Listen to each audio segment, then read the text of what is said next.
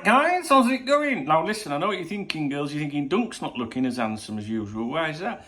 It's because I need my hair cut in, but I'm getting it done on Wednesday, alright? And I might have a shave for you as well.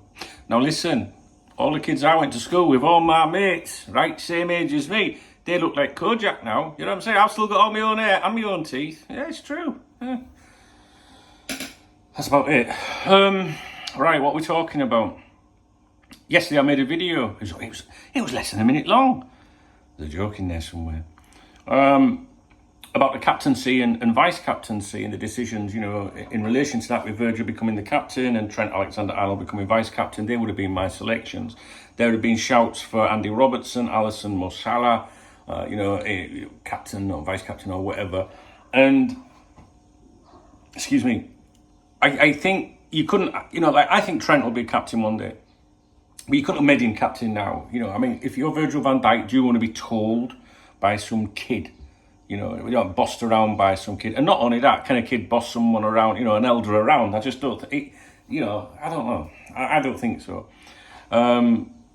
My captains, you know, I do like a centre-back as a captain or a centre midfield player. I'm not too sure about someone that's leading the attack, or even a goalkeeper might be too far back, whatever.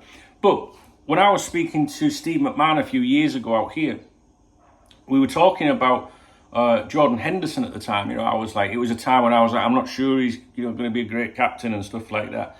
And he explained to me that, you know, during that great team, you know, the great teams of the 80s, that, you know, the armband was just one thing. He said we had 4 or 5, you know, captains in the team. We didn't need an armband to you know, signify that, you know, who the leader was. He said we had loads of leaders, you know.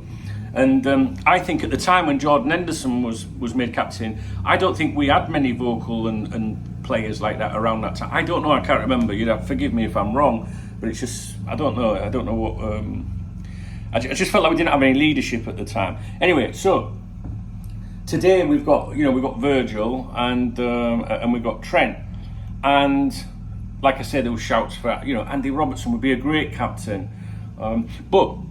So on the VIP members website last night, we have a VIP member called Rob Sabaggio. He's a really nice kid, and you know, I put on there, you know, about the captaincy and everything, and you know, basically he gave his opinions on it all, and then at the end he said, to be honest, if I was Salah or Alisson, I'd be slightly at being leapfrogged. I don't know what the word was because the forum script, you know, it automatically removes naughty words, so it says oops.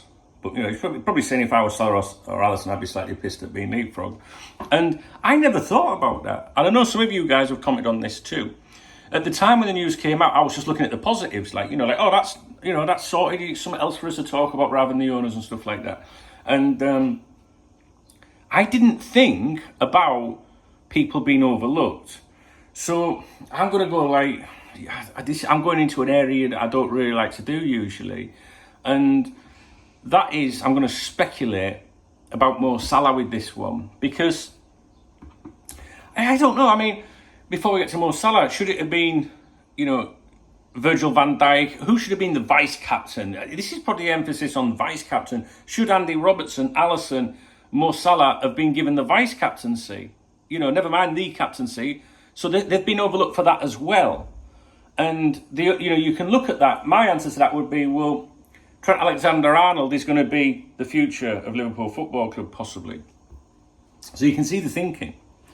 But if you've got a player that's only going to be maybe there for another year or 2 at most, I don't know, right? Mo Salah, for example, would it really have harmed anything if he'd have been made vice-captain, right? How does Mo Salah feel about that? I'm not trying to do any of this, right? This is purely for discussion. You know, I don't know what I'm going to title this video, but I don't want to make it like, you know, Vice-Captain Snub, Salah angry, or Salah wants to leave, or anything like that. I don't want to do that. You know, I don't want to. I have to mention something in the title to try and explain what the video is about, but I don't want it to be dramatic. I'm just having a genuine conversation with my peoples. And it just made me think about it after I'd seen that comment. I was like, oh yeah, I wonder if, you know, what does Salah think about that? All right, you know, maybe everyone can't be captain. You know, Virgil van Dijk, he's a big, you know, he's built like a brick shithouse, isn't he? You know, like he's the man. You know what I mean? He's your leader, isn't he? Without a doubt. But vice captaincy, even though I agree with Trent Trent being vice captain, if you are Mo Salah, Alisson, Andy Robertson, do you have a problem with that? Or do you go, that's fine, he's going to be the future? I don't know. But what it made me think, and I have absolutely nothing to back this up with, no chatter, no nothing, no one said anything. It's just me, just thinking, as the boss thought about Mo Salah as being vice captain or something and thought, well, he ain't going to be here. Is that what it is? As he had a conversation with Mo, does he have to have those conversations with other players that were probably, maybe hoping to be or considered, or, does the boss raise that issue, and say, look, Mo, we all know you're going, maybe not this season, but next season, we know you're off, so I've got to give it to the boy. He's the future of this club. And you can imagine a fully, grown-up, mature discussion like that. And you can imagine a pro, as a footballer, if I was Mo Salah, I would understand that. I'd go, yeah, I understand completely. It's cool. So there's no suggestion that Mo Salah, for example, would be, disappointed with this, or Alisson disappointed with this, or Robertson, or anybody else.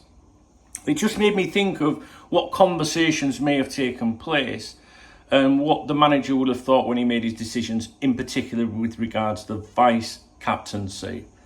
And did he go, well, we know Mo's off, so do you know what I mean? But then if you want to go down that route and try and suggest that, does that mean that Robertson and Alisson are going, no, so I don't know. It just made me think a little bit. I didn't think at the time about people that had been overlooked and whether they might be a bit annoyed at that.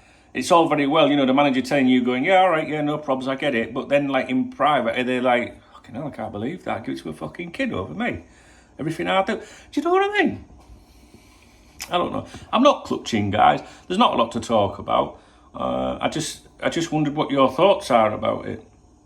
If they knew, say, Salah was going at some point, maybe next year, assuming he stays this year. Miserable Martin, he'll be watching this video going, when are they selling Mo Salah? Because, Miserable Martin's like, that's Cop, man, if you see him in the comments. Martin. He's been poorly as Miserable Martin, but I don't think he's died on us yet. Again, he's died on us a few times. That's usually when he has a drink, although he insists it's Ribena. Anyway, that's Saturday night streaming stuff. You won't understand it unless you come to those. So what do you think? Do you think that if you're Mo Salah, as Fabrizio Romano would call him, do you think would he feel a bit put out by that? Would Alisson think, well, I'm a goalkeeper, it's fucking matter?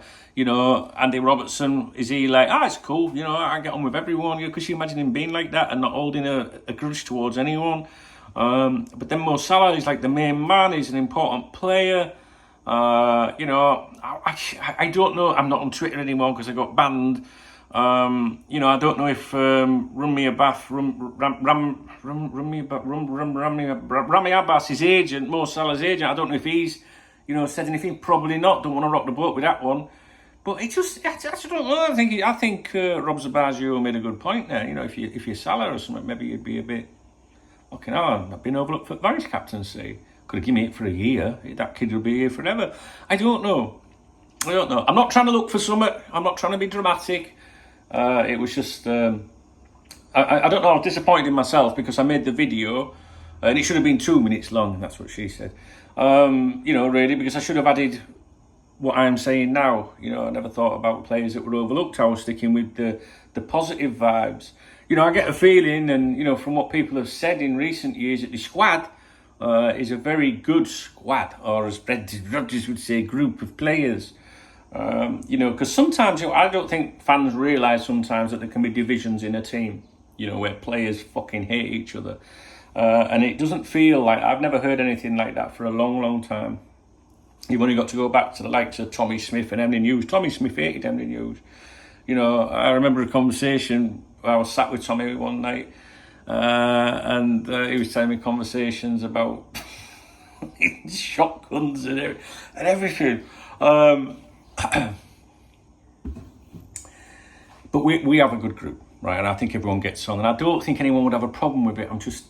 asking you. You know what I mean? Did you think that?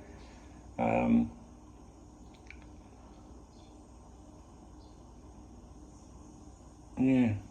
Well, you're going. You're going, aren't you? So this is why I've made that decision. Because if he wasn't going, or that wasn't like kind of on the table or being planned for, I would have thought he would have got vice captaincy just for a little bit. I don't know. Let me know what you think. If you enjoy the video, please thumbs up the video. Please leave me a comment. That's the entire purpose of the video. Please hit that love heart if you want to show some love. And if you want to connect with me now, because I'm not on Twitter. I do have other Twitter accounts like @CopTalk and that, but I'm not asked about it. I do miss interacting with my friends, though, and even I've made a lot of friends on Twitter, including supporters of other football clubs. So if you want to connect with me, if you go to duncanoldham.com, there are several. I think on the front page there's if you download Telegram, you can join me in my little. I've got my own little Telegram channel. I can show you here. Where is it? There we go. Look, I've got my own little thing there. Look, Happy Yorkshire Day. You know what I'm saying? Picture of my grandson Harry scoring yesterday. My little duck. You like my ducks? Yeah, I had a bath yesterday. Look, yeah, I got my ducks. Remy, there's Remy. Look how cool Remy looks. Looks good, doesn't he? Looks good. So if you want to join me in there, just go to duncanoldham.com and look for the Telegram link. It's t.me/Mr. Duncan Oldham.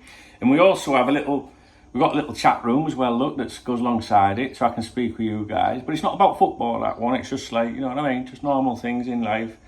And then we've got the Church of Dunk, but I can't show you that one because the Church of Dunk's like top secret. It's for my closest people, you know what I'm saying? churchofdunk.com.